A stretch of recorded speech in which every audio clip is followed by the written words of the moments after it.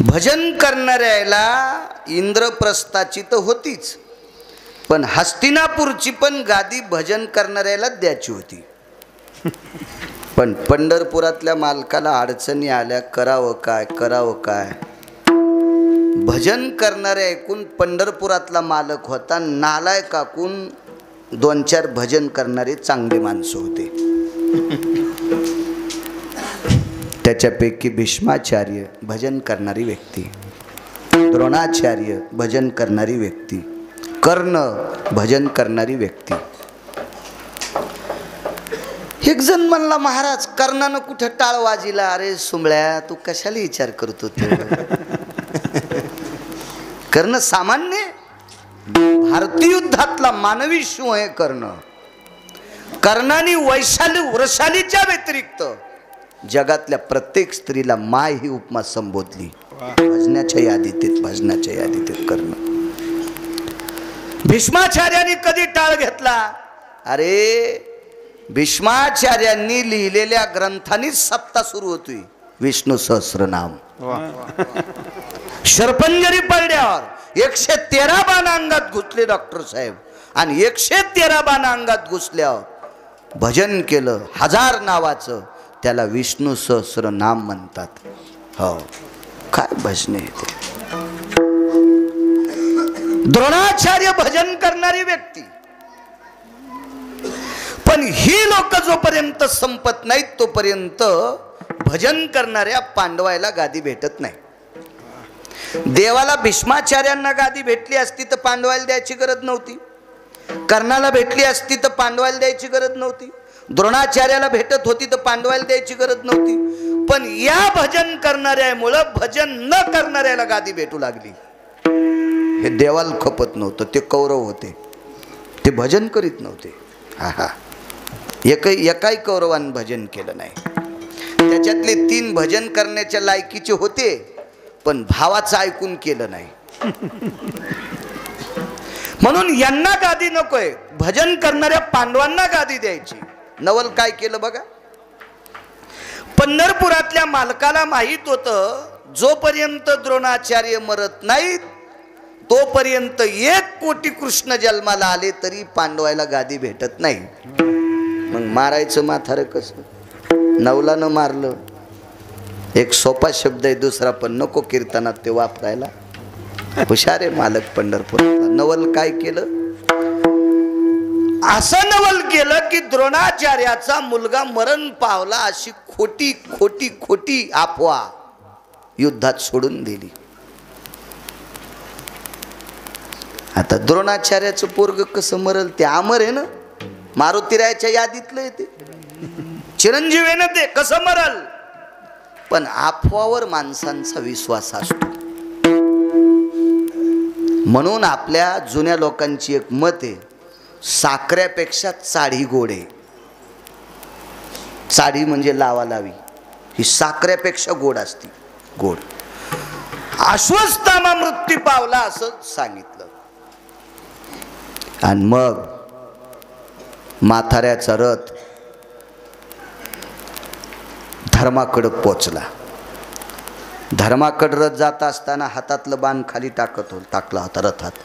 युद्धनीती आहे, हातात शस्त्र नसल्यावर बाण मारायचा नाही, शस्त्र मारायचं नाही, ही युद्धाची नीती आहे. हात वरी करायचे, नाही तर शस्त्र खाली टाकून द्यायचं. हो, पशुपक्ष्यात सुद्धा ही नीती आहे. एक कुत्र दुसऱ्या गल्लीत जर गेलं तर त्या गल्लीतले कुत्रे जर त्याला बोचकारीत असतील तर यानं कष्टा घालायचा. कळालं ना तुम्हाला? ह्या कुत्र्यानं शेपूट दोन्ही पायाच्या मधात घातले की ते कुत्रे त्याला बोचकारीत नाहीत. हे नम्रतेचं लक्षण सांगितलं. आणि धर्माच्या जवळ गेले आणि विचारलं, का रे? म्हणे, गतो आश्वस्तामा तुझ्या येते यत कुंजराति देहीन मानवेषु ममम नैवाम चक्षुहितेषु. 8 श्लोक आले. डोळ्यानं पाहिला नाही पण म्हणे गेलाय. एका हत्तीचं नाव सुद्धा अश्वत्थामा होतं. कुंजरास्थितो मतंगायाम. मतंग म्हणजे हत्ती, कुंजर म्हणजे हत्ती, हत्ती म्हणजे विहत्तीच. आणि मग म्हाताऱ्याला थोडीशी शंका आली. तिथं 3 लोक खरं बोलणारे होते. एक धर्म आणि दोन याच्या पक्षातले होते. एक यांच्या पक्षातला होता आणि एक कोणीकडेच नव्हता. त्याचं नाव विदुर, राजकारणातला 2 नंबरचा डॉन. विदुर काकाने विचार केला, इकडं बोला तर बेटे खोटे आणि याच्याकडून बोला तर याच्याकडे खेळ नाही, हे आपल्याला वाजितेन. म्हणून विदुर काका शांत बघायची भूमिका घेतली. विदुर काकानं अलिप्त राहिले. विदुर काका अलिप्त. कोणी येऊन कोणी जाऊ, गुलाला आपला आहेच. कोण्या कोण्या गावात माणसं असे असते, जिकून मान पार्टी येईन का? हो, काय नाही बाप्पा, देवाला मागणंच मागितलं होतं तुमच्यासारखे माणसं यावा. काहीच हरकत नाही. अशी काही माणसं विदुर काका सारखे. आणि खरंच तसं राहिलेलं खूप चांगलं. आमच्यासारखा महाराज ज्या गावात आहे त्यानं काहीच करू नये. जे येतील ते रामराम. हो, उगत तिकडं जाणं. आमच्या लोकांना पण आमच्या एका पाहुणा मस्त भजन म्हणत होता आणि ग्रामपंचायतला फॉर्म भरला. 3.5 एकर जमीन, 19 शेळ्या, 14 म्हशी चट इकल्या. आता नाशिकला इटा उचलायला. मी त्याला म्हणलं, अरे तू नको ग्रामपंचायत, तुम्हाला आमचं खपतच नाही. म्हणलं आता कसं खपत आहे, आता कसं गार लागायला आहे का नाही, उचल म्हणलं तिकडे गटारातल्या इटा. आमच्या लोकांनी याच्यात पडून आपल्याला रंग लागला विटेवरच्या मालकाचा, कशाला हे बाकीचे रंग, हे बाकीचे लोक त्याच्यात असं. कर्ण हा सत्यवादी आहे, नाही खोटं बोलला कर्ण. सत्य बोले मुखे दुखवे आणि काच्या दुखे, वीच विष्णूची महापूजा अनुभव नाही तुझा. महाभारतात इमानदार कर्ण, दिलेल्या शब्दाला जागणारा. आणि धर्म कर्ण एकदाही खोटं नाही. विदुर काकांनी खोटं बोलायची वेळ येईल म्हणून राज्याचा त्याग केला. आणि धर्मानं पंढरपुरातल्या मालकानं सांगितलं, एकटा खोटं बोलला.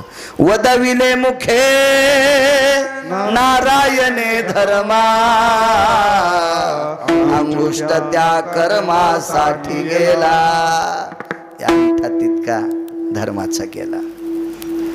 मग म्हाताऱ्यानं विचार केला, शंका येते, धर्म 2 स्तरावर बोलतोय. त्या अर्थी अश्वत्थामा मारलाय. म्हणून संध्याकाळच्या युद्धाची घंटी वाजली, शिंग फुकलं, युद्ध थांबलं. 2दा शिंग फुकीत होते. युद्ध बंद करायला एकदा आणि सुरू करायला एकदा. शाळेतली घंटी पण 2दा वाजती, भरायच्या वेळेला एकदा आणि सुटायच्या वेळेला एकदा. आणि मध्ये एकदा टनटन वाजती, ती तासाची घंटी असते, अमका तास तमका तास. पण ती सुटायची घंटी टनटन टनटन टनटन वाजली की मग पोरं आपले दप्तर घेऊन पळते. युद्ध सुटायची घंटा वाजल्याबरोबर द्रोणाचार्य कृष्णाकडे गेले, पंढरपुरातल्या मालकाकडे. नवल सांगतोय, प्रभू माझा अश्वत्थामा नावाचा पुत्र मारलाय, मला यमाकडे जाऊन यायचंय. आता युद्ध सुटल्यावर पोरग बघावं ना, यमाकडे कशाला जायचं. पण काय खेळ करताय तू त्या पंढरपुरातल्या मालकाला, त्याच्यासारखा खेळ जगात कोणाला नाही करता आला. आणि म्हाताऱ्यानं सांगितलं, मला वरी जायचं. इतकं अस्त्रविद्येत पारंगत म्हातारं. अर्जुनाला धनुर्धारी कोणी केलं असेल तर द्रोणाचार्याने केलं. द्रोणाचार्यापासून विद्येचा खेळ, ही सर्व विद्या पारंगत, विश्वातला 2 नंबरचा माणूस, शब्दवेदी विद्येतला, एवढे मोठे अधिकारी व्यक्ती. आणि प्रभूला सांगितलं मला वरी जायचं. तर प्रभूनं सांगितलं शरीर घेऊन जाता येत नाही म्हणे, आत्मा घेऊन जाणार. मग शरीर शिबिरात झोपवलं, म्हणजे रावटीत. तर भगवान किती नाटक करतात. पण माझे सेवक ठेवू का तुमच्याकडं? नाही म्हणले, माझे माझे आहेत ना. मग यायचे सेवक ठुले. आणि पंढरपुरातल्या मालकानं निद्रास्त्र सोडलं. रातच्या आधीच झोप आणि त्याच्यात निद्रास्त्र, हे सारे झोपले. आणि द्रौपदीच्या भावाला सांगितलं, तुझा भाऊ या म्हाताऱ्यानं मारलेला एक. द्रौपदीला भाऊ 2 होते, एकाचं नाव सांगता येईल का? दोन्हीपैकी किती भागवत ऐकिले? दोघायचं नका सांगू, एकाचं तरी. दृष्टद्युम्न. दुसरा कोण होता ते घरी गेल्यावर बघा, गुत्त थोडंच घेतलंय. तुम्ही पाठांतर करत जा, म्हणजे आमचे नीट कीर्तन सांगतील. विठाला विठाला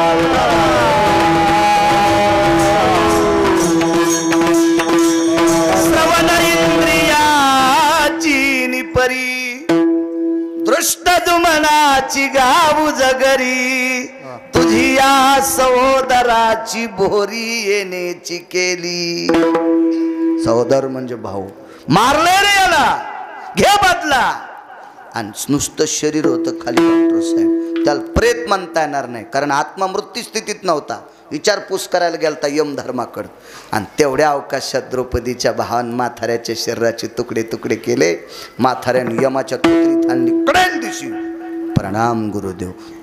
थुत्रीत आणली तरी यम म्हणतोय प्रणाम गुरुदेव. अधिकारी लोक होते ते.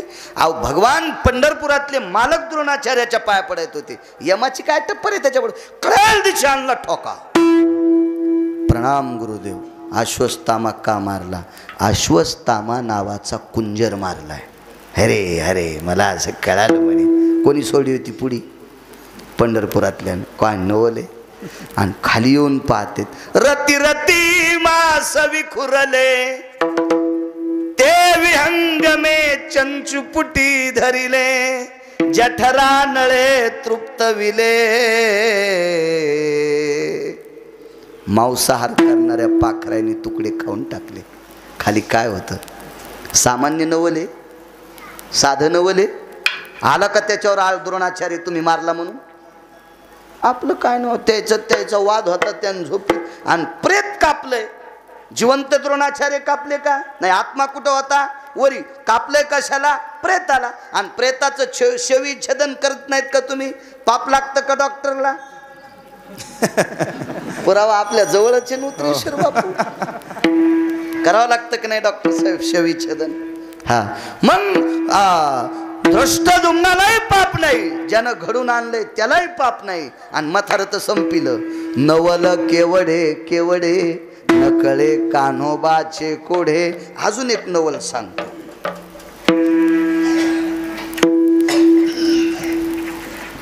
मुरली अण्णा, युद्धात एका नालायकानं एका पवित्र लेकराला लाथ आणली. तो पवित्र लेकरू होतं अभिमन्यू. लात मारली, लात. हा नालायक कोण? नियमानं आत्ते मामा होता. आत्ते मामा होता तो. आत्ते मामा. त्याला बहीण दिलेली होती दुर्योधनाची. हो. आणि युद्धात लात मारली. त्याचे वडील अर्जुन, त्याचा सख्खा मामा पंढरपुरातला. काय मामा असं ना डॉक्टर साहेब? पंढरपुरातला मामा आहे त्याचा. जगाचा बाप. त्याच्या कृपेशिवाय आपल्या तुरी वाळतच नाहीत. त्याची कृपा झाली की आत्ताही आपल्या तुरीला फुलं लागतील. संध्याकाळी पाऊस काला झाला की मंदिरातल्या मालकाने ढग हलवावा. साऱ्या माळाच्या तुरी अशा पिवळ्या अड्डळ होणार फुलानं. पण त्याची कृपा झाली. इतकी ज्याच्या सत्ता आहे तो मामा आहे अभिमन्यूचा. आणि त्या मामानं भेट घेतली म्हणजे मला 3.5 तासाचं आयुष्य द्या. नवल सांगतोय. यमाला विचारलं नाही वाचित आहेत. अर्जुनान पण केला. संध्याकाळपर्यंत जयद्रथ मारीन, नाही संध्याकाळपर्यंत मेला तर मी अग्नीत उडी टाकील. बघा नवल किती मोठं आहे. महाभारतात नवल माझ्या वाचनात 2दा, पण वैकुंठवासी रंगनाथ गुरुजी परभणीकर 4 नवल सांगत होते सूर्याच्या बाबतीत. कारण रंगनाथ गुरुजी परभणीकर म्हणजे वेदांतातले सूर्य तर होतेच, पण ज्ञान सूर्य होते. ज्ञान सूर्य, ज्ञान सूर्य. ज्ञानातले रंगनाथ गुरुजी म्हणजे मर्मज्ञ रत्न होते. ब्रह्मलीन, ब्रह्मनिष्ठ सद्गुरू रंगनाथ गुरुजी परभणीकर म्हणायचे, भगवान सूर्यनारायणाचे 4दा नवलाचे कामं केले. 4दा. 2 तर माहीत येतं आपल्याला. त्याच्यातलं एक सांगतो. 3:30 वाजता सुदर्शन सोडन सूर्याच्या आड धरलं. 3:30 वाजता. 3:30 वाजता. 7 वाजता जसा अंधार पडतो का तसा अंधार 3:30लाच पडला. आणि अर्जुनाला सांगितलं आता सूर्य मावळलाय, तुला नाही थांबता येत. ते शूर लोक होते, क्षत्रिय होते, खोटं कसे बोलते ते? लगेच लाकडं जमा केले, चिता पेटवली. विटेवरचे मालक सांगतात, अर्जुना, नवल बघा, नवल, अर्जुना, सौभाग्यवती स्त्री गेल्याच्या नंतर पायातल्या विरोध्या, बोटातल्या आणि गळ्यातलं मंगळसूत्र काढून घेत नसते. हे तिचं लेण आहे, 14 भूषणापैकी एक भूषण आहे, ते काढून घेत नसतात. आणि क्षत्रियाचं लेणं म्हणजे बाण भातोड आहे, ते अडकव खांद्याला, याच्या सहज आणि खांद्याला धनुष्य अडकवलं. 3:30 वाजले होते. नियमानं बवा करणाचे समेळी, निमिषा लाघवी देता रोळी, वरुतया पाती दिवाळी, भाषा पंचांगाची ओ. पंचांग सांगते, करण कशाला, भव कशाला, निमिष कशाला. नवरात्रीतला हवन होतं कालचं,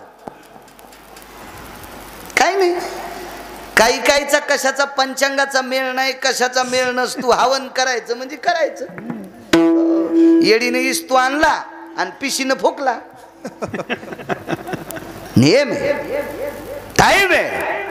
अष्टमीच्या दिवशी, कोण्या दिवशी जगदंबा हवनातून प्रगट होतात, कधी असावा त्याचा बलिपिंड किती वाजता द्यावा, अग्नी कोण्या वेळेला मृत्यू लोकात आहे, असे विद्वान भूदेव सांगत असतात. आणि त्या विद्वान भूदेवानी सांगितल्यानुसार नवरात्रीतलं हवन केलं पाहिजे.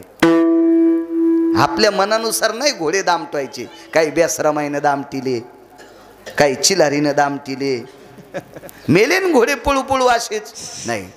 शास्त्र सांगतंय, आपल्याकडं पुराण सांगतंय, त्यानुसार वागलं पाहिजे. चला, पेटावला तो अग्नी. 3:30 वाजता दिवस माळवला. तुम्ही अजून बी लक्षात घ्या, चांगल्या व्यक्तीवर संकट आल्याच्या नंतर ज्याच्या अंतकरणात पाप आहे का, ते जास्त बघायची भूमिका घेत असतात. चांगल्या व्यक्तीवर संकट आल्याच्या नंतर ज्याच्या अंतकरणात पाप आहे का डॉक्टर साहेब, ते जास्त बघायची भूमिका घेत असते. बघायची, हो. त्याच्यातल्या बऱ्यापैकी सूत्र सांगेल, पण आपला वेळ संपत आलाय. कशाला नालायकायचं, इचकायचं आहे का नाही. हलकटायचं धुणं धुत बसल्याच्या नंतर कालांतरानं परमेश्वर बायकोच्या साड्या धुवायची वेळ आणत असतो. म्हणून हलकटायचे धुणे नाही धुतले पाहिजे, निदान कीर्तनात तरी. निसर्गाचा नियम आहे तो, नियम आहे, नियम आहे, नियम आहे, नियम आहे, निसर्गाचा नियम आहे. माझा जन्म खेड्यात झाला असल्यामुळं मला बऱ्यापैकी बऱ्याच गोष्टी माहीत आहेत. फिरलो खूप, त्याच्यामुळं तेही मला माहीत आहे. कौरव 1 नंबरला पुढे होते, जे वाचलेले तेवढे. ज्यानं लात मारली तो नालायक सगळ्यात पुढे होता.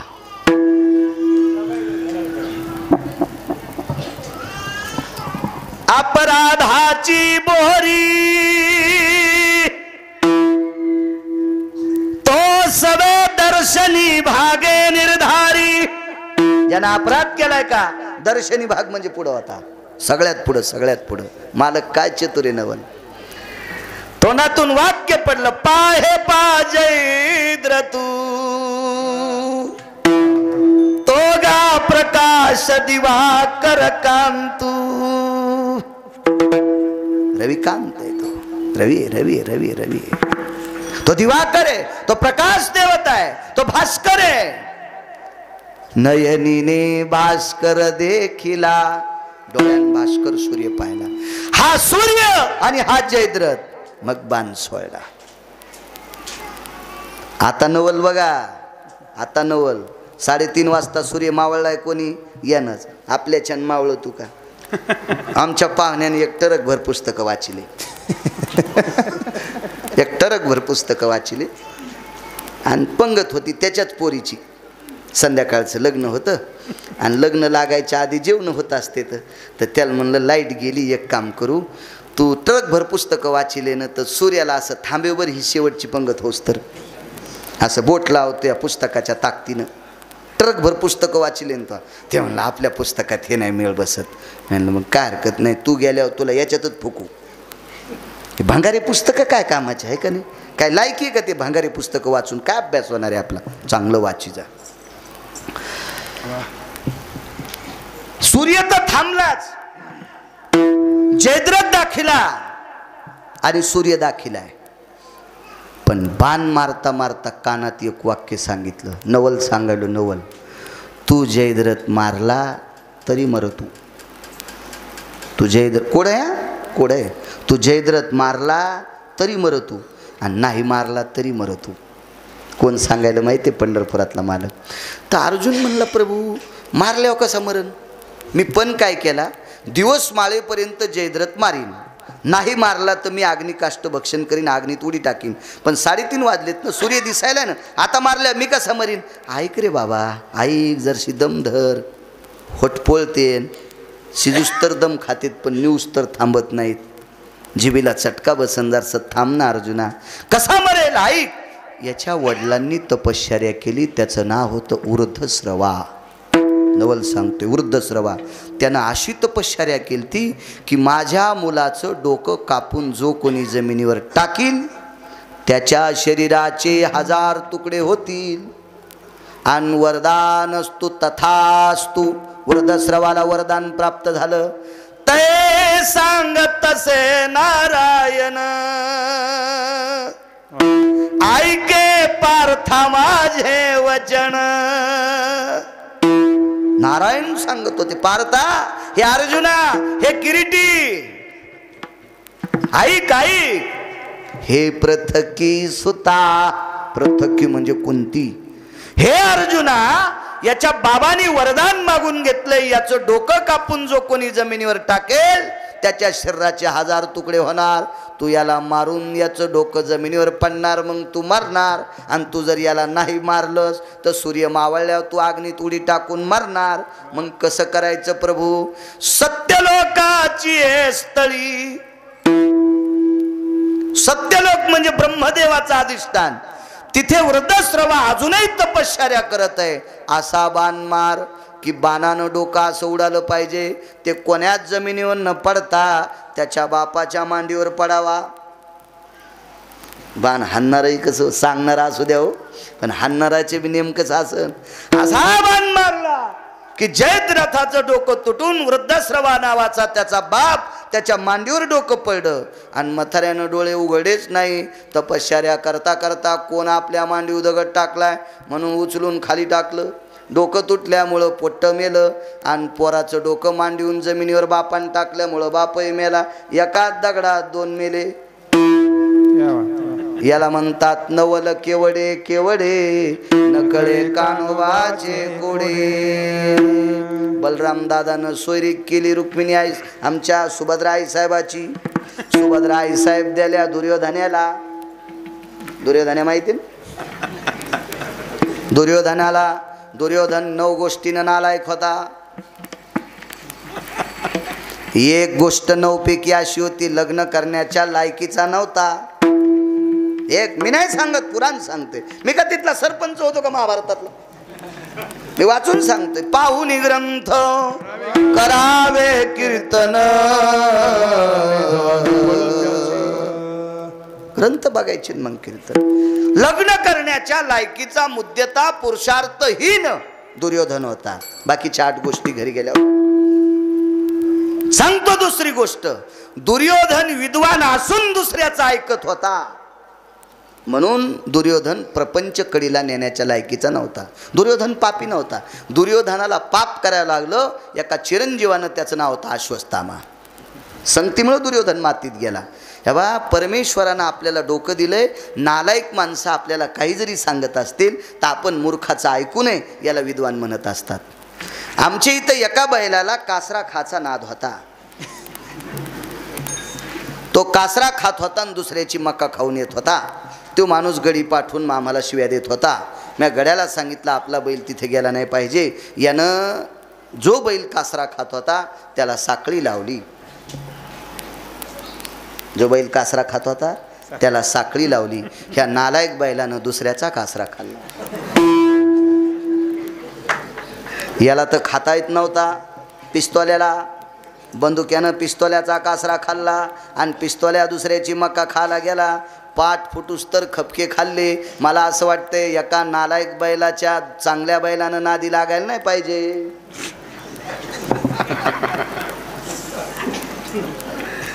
मंगळ्यानं दोन्ही बैलाला कासरेत बांधले. हे आधी दुसऱ्याचा कासरा खात होता आणि मग त्याचा कासरा खात होता. बरेच बैल दुसऱ्या बैलाला सोबती करते, एकदा घेतल्यावर काय होतंय.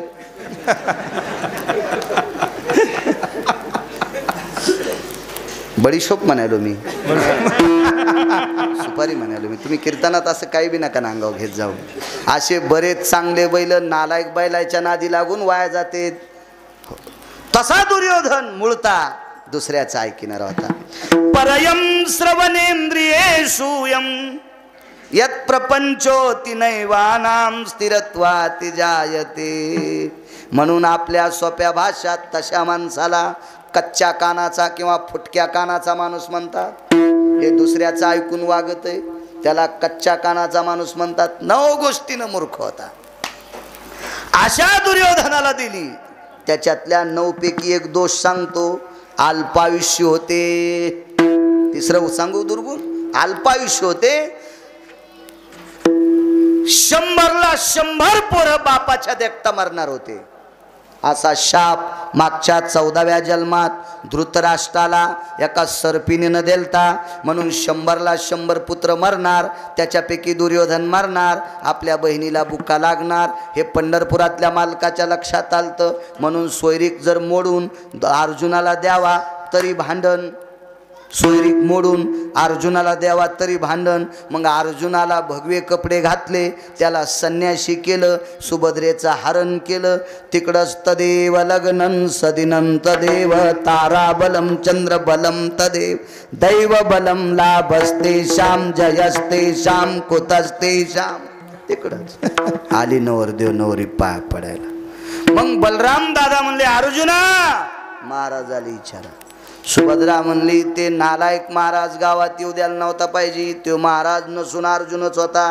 तो संन्यासी होऊन जनी चोरोनी नेली माझी भगिनी. आळंदीतले मालक सांगतात अर्जुनाला खोटा संन्यासी केलं आणि दुर्योधनाला सुभद्रा दिल्या विधवा होणार हे देवाच्या माहीत होतं. म्हणून खोटा महाराजानं सुभद्रा पळून नेली. दुर्योधनाच्या कानावर वार्ता गेली. दुर्योधन म्हणला आपल्या नशिबात नव्हती. नंतर कळालं त्या महाराजाला अर्जुनानं मारलं. अर्जुनाला भेटली. शेवायचा भात शिजायला टाकला आणि भागूबाईनं सांगितलं बाबा भाताला दूध लागतंय. दूध लागतंय. तुकोबाराने सांगितलं काय हरकत नाही दूध नसेल तरी मी खातो. पण भागुताईंनी सांगितलं बाबा बिना दुधाचा भात मला समाधान होणार नाही. एक काम करा भानोशीतला आदला काढा. भानोशी हा शब्द शक्यतो खेड्यातल्या जुन्या माणसांना कळणार किंवा ज्यांचा शिमग्यात जन्म झालाय त्यांना कळणार. ज्याचा जन्म दिवाळीत झाला त्यांना कळत नसते. म्हणजे मागची गरिबीची आठवण आहे त्यांना भानुशी शब्द कळन. श्रीमंतीतल्यांना बाकी भानुशी शब्द काय कळणार आहे. एक आदला काढा जुन्या काळातलं नाणं आपल्या बाबांच्या हातावर दिलं. एक लोटकं दिलं मातीचं आणि सांगितलं घेऊन या दूध घेऊन या. तुकोबाराने विचार केला दुधाला कोणाकडे जावं. एक विनोद म्हणून सांगत नाही. एक सहज एक वाक्य सांगतो. 10 वर्षापूर्वी जो माणूस मेला 10 वर्षापूर्वी आणि त्या माणसाची सून आजच्या इथं कार्यक्रमाला प्रवचनाला आली आणि वापस प्रसाद घेऊन दार उघड्यावर जर हॉलमध्ये 10 वर्षापूर्वी मेलेला सासरा जर तिला दिसला तर थोडंसं कल्पना करा ती पुन्हा कीर्तनाला येते का पुढच्या वर्षीच्या. 10 वर्षापूर्वी मृत पावलेला सासरा इथून गेलेल्या सुनाला जर तिच्या हॉलमध्ये दिसला तर ती वाचेल का. वाचणं मरणं तो भाग सोडून द्या पण कितपत शक्य आहे ते. तुकोबार आहे विवेकाचं टोक होते. त्यांनी विचार केला आपण जर गावात गेलं आणि दूध विकत घ्यायला गेलो तर बायका म्हणतील हे भागूबाईचे वडील होते यांचं मागे वैकुंठ गमन झालं हे डबल कस काय आले. मग हे भूत आहेत का हे पिशाच्चे आहेत का हे डाकिन्य आहेत का. नाना प्रकारचा तर्कवितर्क होईल ना. म्हणून तुकोबारायने विचार केला आपण कोणालाही दूध न मागता भगवान शिवशंकराच्या मंदिरात जावं.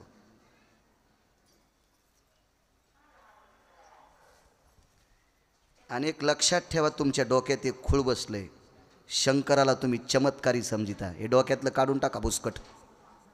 शंकर चमत्कारी देव नाही. भगवान शिवशंकर हे भक्तीला पावणारा देव आहे, तुमच्या चमत्काराला नाही. इकून बेल चिटकीला आणि तिकून काय नो झालं, इकून मधाचा थेंब टाकला, मग तिकून पैशाचा बोंगळा लागला, असं होत नसतंय ते. हां हां.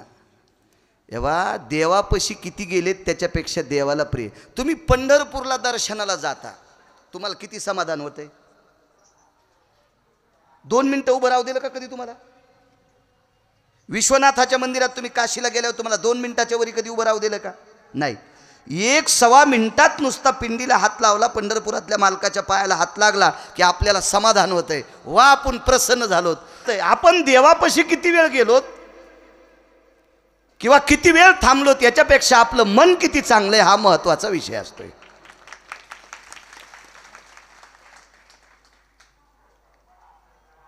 मी श्रावण मासात एका गावात गेलो, मुक्काम खेळा. मी करत नाही शक्यतो बाहेर मुक्काम, पण पडला मुक्काम. तर आम्ही ज्या घरी मुक्कामाला थांबलो त्या बाईनं टोपलं भर फुलं आणले. मी म्हणलं, बाई तुमच्या इथं फुलाचे झाड एक पण नाही, आणि फुलं आणले कुठून? ती म्हणजे शेपुडीचाच अवतार, मेंढीचा अवतार ती बाई. गळ्यात 2 माळी तिच्या, पण ती ओरिजिनल शेळीन मेंढी. तिनं दुसऱ्या बायका उठायच्या आधी चट फुलाचे झाड वरबडले आणि माझ्या पायावर टाकले. मी म्हणलं, बाई पोळायलेत ना फुलं, हे पोळायलेत. म्हणली, महाराज फुलं कुठं पोळत असतात? मी म्हणलं, चोरून आणले ना बाई. तो तिनं पाणी घातलंय, तिनं झाड सांभाळलंय, त्याला कुंपण केलंय, आणि तू पहाटच गेली शेपुडीवानी करा करा तुळशी खाल्ल्यावानी खाल्लंस. असं केल्यावर महादेव पावत असतो काय कुठं? भरणा आहे नुसता, भरणा. मग येलेश्वराच्या मंदिरात गेले. महाराज तुकोबरायला पाहिल्याच्या नंतर शिवजी प्रत्यक्ष प्रगट झाले. प्रत्यक्ष प्रगट झाले. का प्रगट झाले? कारण वारकरी संप्रदायाची स्थापना भगवान शिवशंकराने केली. एका जनार्दनी वैष्णव शिरोमणी महादेव. शिरोमणी म्हणजे मुख्य. भगवान शिवशंकरांनी वारकरी संप्रदायाची स्थापना केली. उभं राहून कीर्तन करण्याची परंपरा नामदेवरायाकडे दिली, आणि नामदेवरायाने कीर्तन केल्याच्या नंतर ते कीर्तन शिवजीला आवडलं. तुम्हाला मला आवडत नव्हतं बुद्धिवाद्यांना, शिवजींना आवडल्यामुळं मंदिर फिरविले देऊळ जगा माझी ख्याती, नामदेवा हाती दूध प्याला. ही संप्रदायाची परंपरा शिवजी बसणारी. भजन ही परंपरा शंकरांनी सुरू केली. एक जण म्हणला, आमच्या 3 पिढ्यापासून आम्ही भजन करतो, मग हाणतो का आम्हाला? तू भजन करतो म्हणजे आम्हाला हाणतो? अरे भजन ही परंपरा शिवजीने सुरू केली. भजन करी नारद तुंबर सांब गायन करी. नारद तुंबर सांब गायन करी. नारद तुंबर सांब म्हणजे शिवशंकर. भजन परंपरा तिथून आली. म्हणून तर पंढरपुरातल्या मालकाच्या टाळूवर भगवान शिवशंकराची पिंड आहे.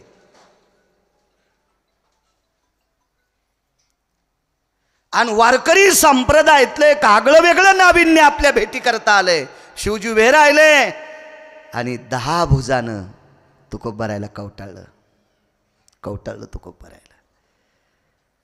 तुकोबरायच्या हातात रिकामं गाडगं होतं बारीकसं. शिवजीला आनंद वेगळा होता. तुकोबराय भेटले एक आनंद, आणि दुसरा एक आनंद होता की जीवनात ज्यानं काही मागितलं नाही ते आपल्याला मागायला आलाय, आणि आज दान करण्याचा योग मला मिळतोय कदम, याचा आनंद शिवजीला झाला. आलिंगन सुटला आणि शिवजींनी शमकुशल विचारलं, तुकोबराय आलात? जी आलोय. काय सेवा करू? काहीच नाही, विकत घेण्यासाठी आलोय. कमरेच्या धोत्राच्या गुढ्यात अण्णा आदला खोसला होता, त्या काळातला आदला. जिंच्या पॅन्टीवाल्यांना आदला कळणार नाही. कडका, दमडी, कवडी, आडका, लालपई, ढबल पैसा, आदला ही जुनी पैसे होती. मी काय, माझं फार वय नाही, मला जुनं वाचवायचा नाद म्हणून पाठ आहे. कमरेला खोसलेला तो आदला तुकोबरायांनी भगवान शिवजीच्या पिंडीवर ठेवला आणि सांगितलं, याच्या बदल्यात दारातल्या नंदीला दूध द्यायला लाव. नंदी दगडाचा होता, पाषाणाचा नंदी. तो आदला कशाचा होता माहिती आहे का? सुदाम. काही काही माणसं एखाद्यानं गोष्ट काही दिल्यावर त्याचा जास्त मोठेपण गातात. एकदा मी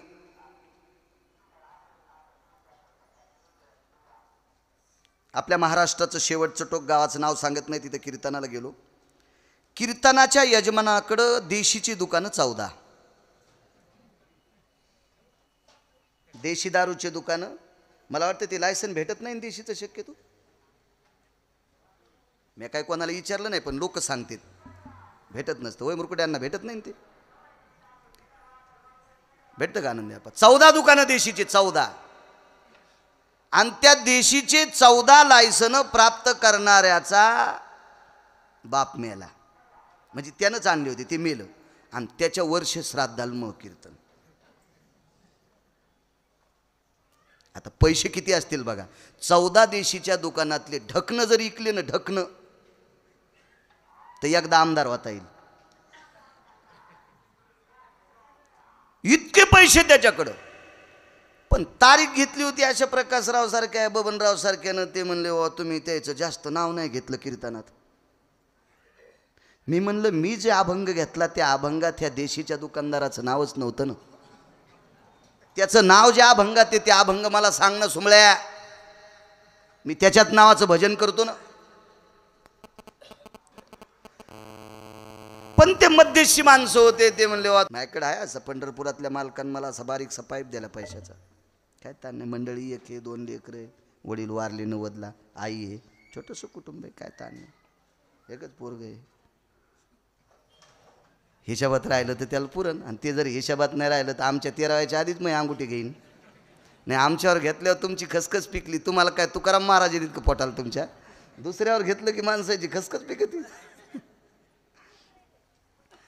त्या मध्यस्थी लोकायला प्रकाशराव इंजिनियर साहेब राग आला. तुम्ही जास्त नाव घेतलं नाही. मी बैठकीत सांगितलं अरे याच्याकडे पैसे भरपूर असतील, पण महाराष्ट्रातल्या किती बायका विधवा झाल्या याच्या दुकानामुळं.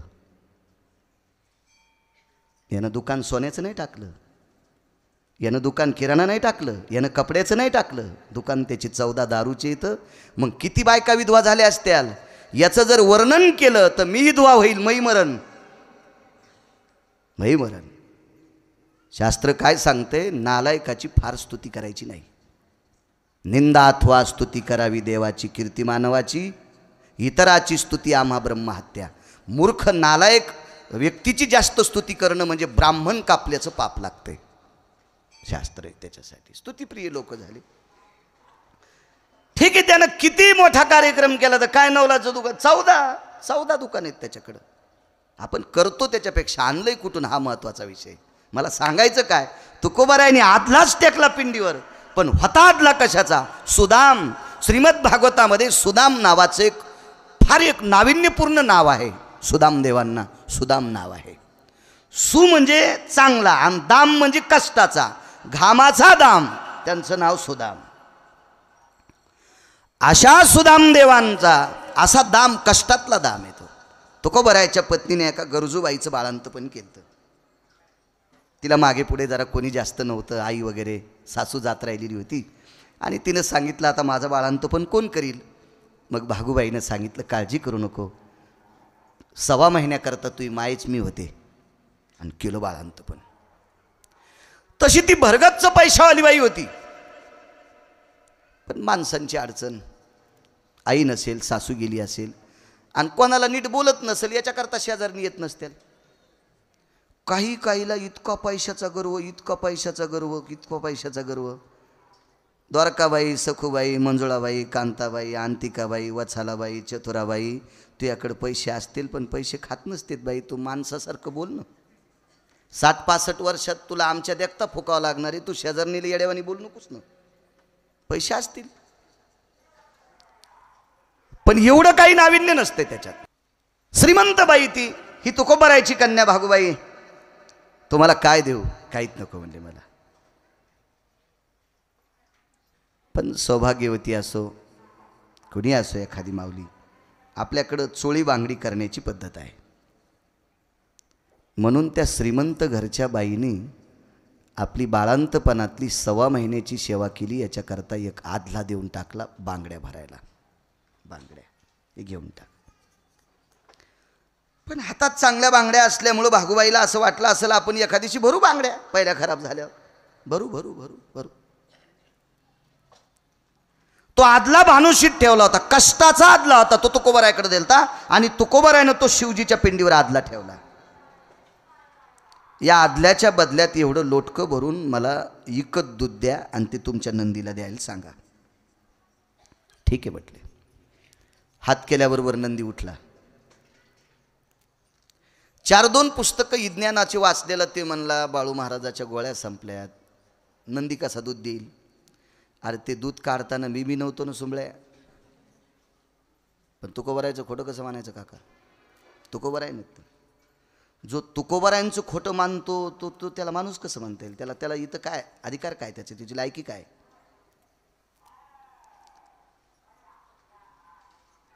नंदी उभा राहिला. नंदीच्या डोळ्यातून पाणी आलं आणि तुकोबरायला सांगितलं, महाराज माझ्या काशेमध्ये स्तन नाहीत, तरी पण समोरच्या मालकाच्या कृपेने मी दूध देऊ शकतो. नंदीने सांगितलं ही माझी ताकद नाही, भगवान शिवजींची ताकद आहे, मी दूध देऊ शकतो.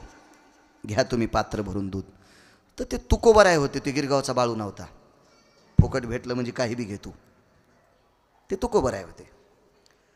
तुकोबरायानं सांगितलं तुझ्या मालकानं सांगितल्यामुळं तू दूध द्यायला किंवा त्यांच्या कृपेनं द्यायला मला सांगू नको. मी त्यांच्या पिंडीवर आदला टेकलाय, तुझंही दूध मला फुकट नको. येताना मी पवना नावाच्या गवताची पेंडी हातानंच आणली, तेवढी पेंडी खाय आणि मग दूध दी. नंदी म्हणला तुकोबराय दगडाचा नंदी कुठं गवत खात असतो का, आणि तू कोणाला सांगायला मग दगडाचा नंदी कुठं दूध देत असतो का. ते तुकोबराय होते. शेवटी 11 डोळ्यातून ते 11 नयन पाझरती. 11 डोळे होते शिवजीला. शंकराला ज्या वेळेला 5 मुख असतात का त्यावेळेला 11 डोळे, आणि 1 मुख असतं का त्यावेळेला त्रिनयन. हे द्वापार युगातला एक प्रसंग यशोदेचा आणि आमच्या नंदाचा प्रसंग होता. ज्या वेळेला शिवजी एका जोग्याच्या रूपात आले. जोगी दिसतो विचित्र, त्याला 3 नेत्र, चर्म वेगळे नाही वस्त्र, मनवी तुझा मित्र बाळा जो रे, कुलभूषणा निजबा नारायणा बाळा जो रे, योगी आलासे विश्रामा निजबा नारायणा बाळा जो रे. योगी दिसतो विचित्र, त्याला 3 नेत्र, चर्म वेगळे नाही वस्त्र, मनवी तुझा मित्र बाळा जो रे. 1 डोका असल्यावर 3 डोळे, 5 असल्यावर 11 डोळे. 11 नयन पाझरती, 11ही डोळे पाणी येत होतं. आणि नंदीला सांगितलं अरे खा रे बाबा. ती पेंडी खाल्ली मग दूध दिलं. काय त्यांचा महिमा इतक्या नाही. आता बघा द्वापार युगामध्ये पंढरपुरातल्या मालकानी कृष्ण अवतारामध्ये राधेला पाहून बोलले हरी बैल दोहितो. हा काय गिरगावकराचा पुरावा नाही, 18 मालकांपैकी एका मालकाचा पुरावा आहे. राधेच्या भक्तीचं टोक बघितल्याच्या नंतर भुलला म्हणजे वेडा झाला आणि गायीची धार काढण्याऐवजी बैलापाशी बसला. करतुम शक्ती देवाकडे. त्यानं लगेच गुंडी भरून दूध नेलं. यशोदेनं सांगितलं आणलंच दूध. हो, लगेच पुराणात बैल दोहितो नंदा घरी.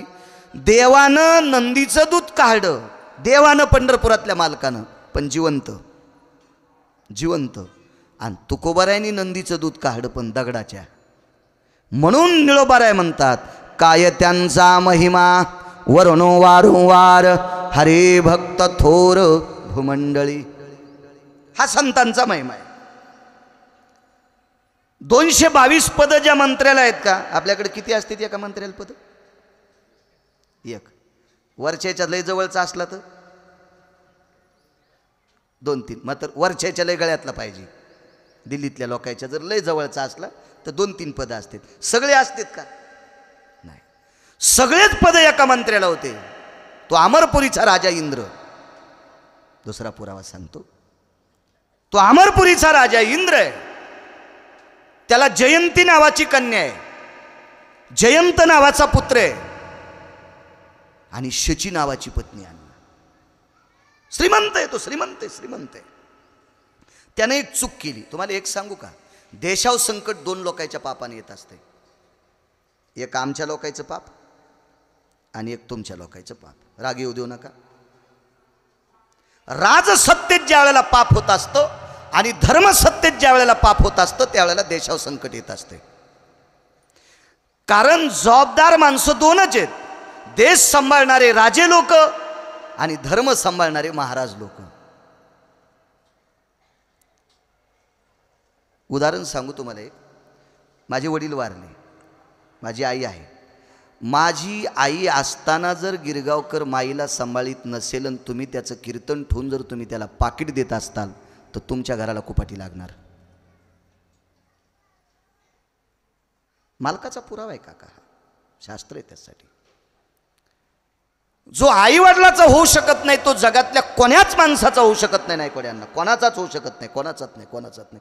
ज्या माईनं 9 महिने पोटात सांभाळलं तिला जर एखादा हरामखोर मानित नसेल बोरकीनकर, ते तुमच्यावर प्रेम करतो कशाहून शक्य आहे? होय किशनराव, कसं शक्य आहे?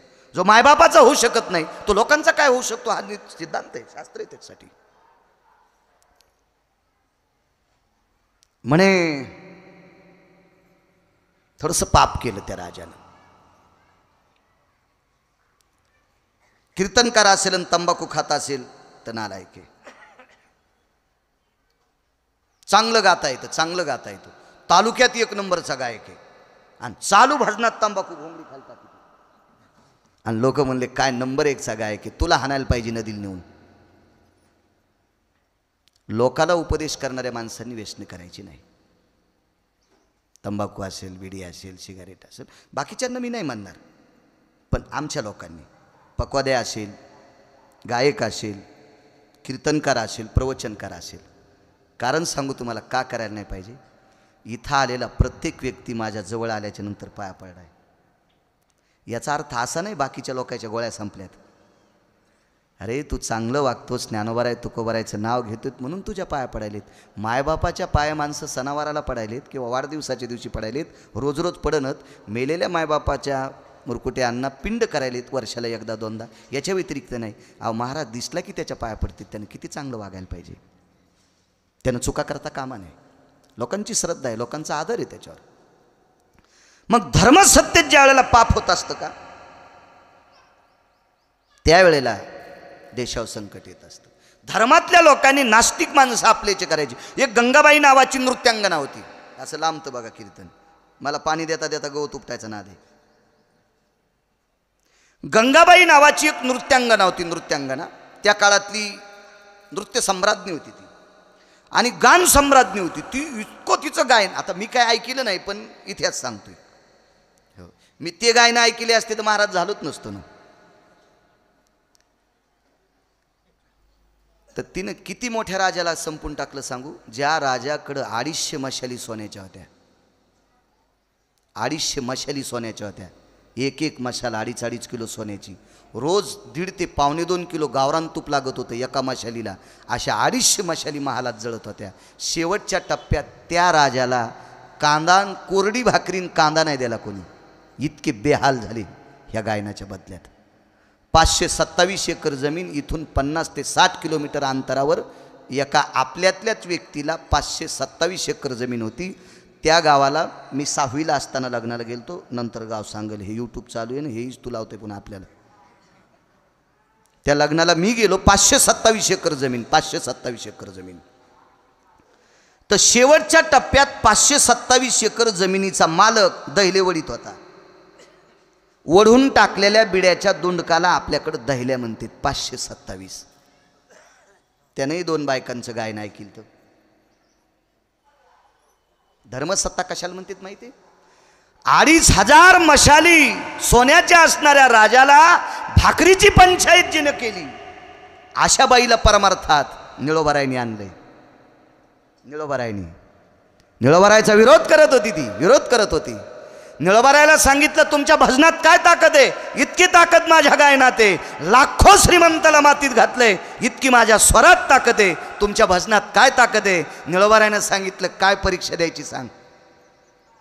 वाळलेलं झाड आणलं उपटून, मोठा वाडा होता. तो वाडा 4.5 महिने जळाला पेटून दिल्यावर. 4.5 महिने जळाला तो वाडा. वाडा किती मोठा असेल कल्पना करा. त्या वाड्याच्या भिंतीवर एक झाड होतं उन्हाळीचं. उन्हाळी कळते ना किशन काका? उन्हाळी झाड. तुरीची जर हे नसत्याल तुराट्यात उन्हाळीची धान्य करीत होते पहिले आपल्या खेड्यापाड्यातल्या. हो, वाळलेलं उन्हाळीचं झाड आणलं आणि निळोबारायच्या पुढं टाकलं. तुमच्या भजनानं हे शुद्ध होईल का हिरवं? तांब्याचा तांब्या आणला, आपण ज्याला देवाचा तांब्या म्हणतो, त्याच्यात पाणी टाकलं आणि त्याच्यात त्या उन्हाळीचं झाड उभं केलं आणि निळोबारायनी 2 अभंग म्हटल्याबरोबर झाड हिरवं झालं. झाड हिरवं झालं. त्या बाईनं त्याच वाड्यातल्या हौदातलं पाणी उपशिलं, स्नान केलं आणि निळोबारायची श्रोता बसली. तिचं नाव होतं गंगाबाई. म्हणून लावणीतल्या लोकांना अभंगाची ताकद त्या दिवशी कळाली. मधुर मिलन आज लाभला, मधुर मिलन आज लाभला, सुगंध सोन्याला लावणी फुलली अभंगाला. अभंगाची ताकद इतकी मोठी. धर्मसत्तेतली माणसं त्यांना म्हणतात, या का नालायक श्रीमंतांना, नालायक नाही म्हणायचं, अफाट श्रीमंतांना संपवण्याची ताकद ज्या बाईते, तिला परमार्थात आणण्याची ताकद वारकऱ्यात आहेत. ते निळोबार आहे, त्यांचा अभंग आहे. आजचा अभंग त्यांचा आहे. म्हणून काय त्यांचा महिमावरून वारंवार किती मोठी ताकद आहे. चला इंद्राकडे या. इंद्र हा फार मोठा माणूस, पण इंद्राने काका 6 चुका केल्या. 6 चुका केल्या. तुम्हाला एक सांगू का, गावंढळ माणसाने केलेली चूक लोकांना सहन होते असते. कारण लोक सरळ म्हणते तो अज्ञानी, इंजिनियर साहेब अज्ञानी. पण विद्वान माणसाने केलेली चूक, एक सोपा मुद्दा सांगू का, काळ्या पॅन्टीवर डाग सहन होतो, पांढऱ्यावर नाही सहन होत. पांढरे शुभ्र कपडे घातलेला अण्णा नायकवाडे अण्णा माणूस रस्त्यानं चालला, मुरकुटे अण्णा रस्त्यानं चालला माणूस, आणि नालीतून डुक्कर उठलं त्यानं शेपूट आणली, निगती पॅन्ट पुन्हा. पांढऱ्या माणसांनी डुकराच्या लांबून जावा. त्याला म्हणू नये माझ्या आजोबानं हा रोड केलता. डुकराला कळत नसते. चुका या शहाण्या माणसांना कधी करायच्या नाही. शहाण्या माणसानं केलेली चूक देव सुद्धा त्याची दखल घेतो. हे तू चुकीचं वागला शिंदे, असं शास्त्र आहे. हा अज्ञानी माणसात ठीक आहे. एखादा माणूस आमच्या गिरगावचा कोणी जरी शिलूच्या बसस्टँडला पिऊन पडला, जाऊ द्या, कोण्या गावची लोक पित असतील. पण मी जर उद्या बसस्टँडला पिऊन पडतो, ह्या म्हणते बाई काय मेला आगाव आहे येऊ, काय प्रवचनात बोलू लागला आणि आता तर दारू प्यालाय. जपायचं. मोठ्या माणसांनी शक्यतो जपलं पाहिजे, नावीन नाही त्याचं. किती मोठी शक्ती. इंद्राने 6 चुका केल्या, त्याच्यात एक चूक इतकी नालायक केली. या विश्वातलं न्यायशास्त्र ज्यांनी केलं का त्यांना गौतम म्हणतात. आपल्या न्याय व्यवस्थेत फक्त अर्धा न्याय वापरला जातो. न्याय किती येत माहिती आहे तुम्हाला? 10. असू द्या माझं शिक्षण कमी, मला वाचायचं नाद आहे. मी एका चपक्यात सुप्रीम कोर्टाचा वकील झालो असतो, एका चपक्यात. पण आता तो एक मिळतो कोणता कमी आहे? आता काय कमी आहे? मला बुद्ध्यांक पंढरपुरातल्या मालकानं फार चांगला दिला. मी या ट्रॅक्टरमधले गाणे ऐकून 450 पाठ केलेत. गायनाला ज्यांना बदिलं का ते वय घेतल्याशिवाय म्हणत नाहीत. तुम्ही लग्नात कोणता बी ऑर्केस्ट्रा लावा, त्यांच्याकडे वय असतात लिहिलेल्या. मी फटाफटा कडवे सांगेल. मी एकदा 4 टनला गेलतो. त्याला मी गुलछडी नावाचा पिक्चर पाहिला होता. त्याच्यातले 9ला 9 गाणे पाठ आहेत मला. मला शिव्या 2-250 पाठ आता. ते मेमरी कार्ड पाठ होते, त्याला काय विषय, त्याला काय प्रश्न नाही, त्याचा द्यायचा काही संबंध येत नाही. मी 27 वर्षापूर्वी कर्मकांड करीत होतो. त्याच्यातला एक रस्व दीर्घ चुकत नाही. प्रातर्भुज भुज भुज जयो मिधो मिदग्रतं मिधो जय जायते जाश्व परभासाय भय जतो जद्निरेनायां यत योगी राजा तपसिद्धायां पूर्णमिमकृतुज्जनो यत अधिष्ठितं लोकत्रयं धर्मनिरपेक्ष भयजाया पुनितो पुनितो शास्त्रायां शास्त्रभुच्यतो भयजना जायते जाश्वनीलायां यत कवयो जतज्जनः वैष्णवधर्मनिष्ठायां यत योगी जपितपि सन्यासी अनुरागी भयोजनो अधिष्ठित लोकभयो वासत्रये भुवत्रयः ग्रामेशुलु यत् संस्थितो विवेकानंद संस्थितो यतः जाय अद्य स्थितो यत् वास्तु सर्व अधिष्ठितायां गजानन सद्गुरवे यत् साधवे शरमन्यस्ततेनं प्रकट उत्सवो यत निमित्तेह गिरगावकर शरमन्ये इत सर्वाति जायते पुनितो भक्तगण पुनितो जनसंगायां. काय लागतं त्याला? पाठ करायचं ते होत असतंय. हो, आणि पाठ करीत असताना निष्ठा ठेवायची ते विसरत नसते. म्हणून तर मी मोठा मोबाईल घेत नाही. ह्या मोबाईलचं लईच केलेलं काम असते. मला वाटतं मोठ्या मोबाईलमध्ये बाहेरचं येतंय आणि चुकीचं बटन दाबल्यावर डिलीट बी होते, आणि दुसरं चुकीचं बटन दाबल्यावर जे जाऊन ते बी लोकायला जाते. म्हण जे लोकायला जाऊ नये का ते पण लोकायला जाते. त्याच्यामुळं याच्यात चुकीचं घ्यायचं नाही, कोणाला जाऊ द्यायचं नाही. आपलं मेमरी कार्ड चांगलं आहे, याच्यातच सांभाळायचं, कशाला दुसरं घ्यायचं. न्याय देवता आपल्याकडे 10 न्याय आहेत. आपल्या न्याय व्यवस्थेत फक्त अर्धा न्याय वापरला जातोय. मला कितीतरी विद्वान वकिलांनी फोनवर विचारलं, तुम्ही कशाच्या बळावर सांगता अर्धा न्याय? यान म्हणलं माझ्याकडे बसायला. कशाच्या बळावर सांगतो? या बसायला माझ्याकडं, मग बघू आपण. न्यायाची 10 व्यवस्था, त्याच्यापैकी हस्तिकविटन्य नावाचा न्याय सांगितला पुराणात. हस्तिकविटन्य न्याय जर आपल्या न्याय व्यवस्थेत जर पूर्ण वापरला, हस्तिकविटन्य न्याय जर न्याय व्यवस्थेत पूर्ण एकच न्याय पूर्ण वापरला, तर अतिप्रसंग करणाऱ्या हरामखोराला 3ऱ्या दिवसाचा सूर्य पाहता येत नाही. बलात्कार करणाऱ्या नालायकाला 3ऱ्या दिवसाचा सूर्य बघता येत नाही. ही हस्तिकविटन्य न्यायातली ताकद आहे. पण आपल्याकडं अर्धाच वापरला जातो. ते न्याय देता देता 2-3 जेज मेले, तरी पण न्यायाची केस टेबलावर आलीच नाही. याला कुठं न्याय म्हणत असतात का? हे न्याय 10ची 10 न्याय ज्यांनी निर्माण केले त्यांना गौतम म्हणतात. आणि गौतमाला 222 सुंदर स्त्रियापैकी 1 नंबरची सुंदर स्त्री प्राप्त झाली. तिचं नाव होतं अहिल्या. अहिल्या नाव आहे त्या स्त्रीचं. ही ब्रह्मदेवाची कन्या आहे. आणि या अहिल्याकडे बघितल्याच्या नंतर इंद्राच्या अंतकरणात पाप उठलं. महाराज कोणाला म्हणायचं माहिती आहे का? जळू द्या माझी विद्वत्ता. कोणाला अभंग कमी पाठ असावा, कोणाला पक्वात कमी वाजिता यावा, कोणाला कमी गाता यावा, कोणाला कमी श्लोक पाठ असावा, पण आपली बायको सोडून जगातल्या प्रत्येक स्त्रीला माय हा दर्जा असावा. त्याला महाराज म्हणायचं असते. त्याला महाराज. एखादी सुंदर स्त्री बघितल्याच्या नंतर ज्याच्या पोटात डब्बा उठतो त्या भडव्याला महाराज तरी कसं म्हणायचं? आपल्याला पाप लागन ना त्या नालायकाला महाराज म्हणणं? कोणाला नाही म्हणायचं. तुम्हाला एक मुद्दा सांगू का? चूक करणाऱ्यापेक्षा चूक झाकणारा अर्धा पापी असतो. चूक करणाऱ्यापेक्षा चूक झाकणारा अर्धा पापी असतो. चूक करणाऱ्यापेक्षा चुका सहन करणारा अर्धा पापी असतो. चुकी झाकायच्या नाही. मी नेहमी सांगत असतो. एका बाईनं मला घरी दूध घ्यायला बोललेत. मी म्हणलं बाई मी काय बोक्या नाही, दूध नकोय मला. नाही म्हणले महाराज यावंच लागतंय तुम्हाला. मग आम्ही 2-4 जण तनपुरे बाबा आम्ही गेलो होतो. आपण गिरगावचा महाराज यायला म्हणून त्या बाईनं रांगोळ वगैरे दारात काढली आणि ती रांगोळीचा डब्बा आतमध्ये घेऊन गेली की त्या रांगोळीवर कुत्र्यानं संडास केली. कुत्र्याला काय कळतं? पशु काय पाप पुण्य जाणी ती उत्तम मध्यम भोग भोगीत, काय कळतं कुत्र्याला? पण बाहेर आल्यावर तिच्या लक्षात आलं, अगं बाई काय सुंदर रांगोळ काढली होती ग. 1-1.5 किलो रांगोळ खराब झाली. महाराजांनी मला नवाजावं. काय बाई सुग्रने, काय सात्विक आहे, काय परमार्थिक आहे. महाराजांनी मला नवाजावं याच्याकरता मी रांगोळ काढीन कुत्र्यानं घाण केली. पण तिने साडी चांगली घातलेली होती. तिला वाटलं आता घाण कुठं काढावं. ती पाठीमागं गेली, मागच्या दारातलं परसातलं मातुड आणलं आणि त्या घाणीवर टाकलं. मला बऱ्याच दिवसापासून शेतात जायला भेटलं नाही. म्हटलं चला काळी माती आपण याच्यावर पाय द्यावा. मी रांगोळी थोडाच पाय द्याला, मातीवर द्याला. मला नंतर कळालं रांगोळीच्या आणि मातीच्या मधात काय होतं. दिसलं नाही, पायाला कळालं. पायानं लगेच सांगितलं बाळू पाय वला झाला रे.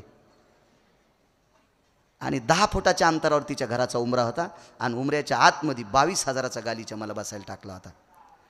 आता वला झालेला पाय मी माझ्या धोत्राला कसा पुशीन सातवण कर? कशाला पुसला मी ते पाय? त्याच गालीच्याला. आणि मग त्या जिजी म्हणल्या महाराज घरात थोडी दुर्गंधी कशी काय येते? मी म्हणलं देव जाणे तुमच्या घरात उंदीर वगैरे सडला असेल. नाही, परवाला साफसफाई केली पूर्ण घराची, अद्याप नाही, आमच्याकडे उंदर वगैरे काहीच नाहीत. मी म्हणलं बाई दारातल्या मातीच्या ढिगला खाली काही होतं का? अहो ते होतं म्हणून तर माती टाकली होती. म्हणलं बाई मला शेतीचा जास्त नाद आहे म्हणून मातुड्यावर पाय देण्याचा प्रयत्न केला तर ते पाय भरला. गालीच्या भरीला महाराज तुम्ही माझा. मी म्हणलं बाई मी नाही भरीला. तू जर कुत्र्याच्या संडासवर माती टाकली नसती तर मी पाय द्यायला असता का? घाण झाकल्यामुळं पाय भरला. घाण झाकल्यामुळं पाय भरला. आणि घाण झाकल्यामुळं 22,000चा गालीचा खराब झाला. म्हणून घाणी झाकू नका. घाण ताकद असेल तर उचलून फेकून द्या. गुन्हा झाकू नका, त्याला गुन्ह्यातून मुक्त करा. गुन्हा झाकायचा नाही. पोरानं जर कीर्तनाला गेल्यावर जर बूट आणला चोरून, तर माईनं बापानं त्याच बुटानं त्याला 2-3 खपके मारायचे. ते याच्यानंतर बूट आणत नाही. तर ते बूट आणल्यावर माय म्हणली, अरे हे जरा जुना आहे, दुसऱ्या बार नवा आण, नवा आण. मग ते पोरगं मोठं झाल्यावर त्याची माय म्हणली, महाराज पोरगं लय बेकार झालं. मी म्हणलं तू अंगावर त्यानं ट्रॅक्टर घालायला पाहिजे. तो त्याला गुणाला ते लावलं, सगळं झाकलं लहानपणी. हा दोष असतो तो.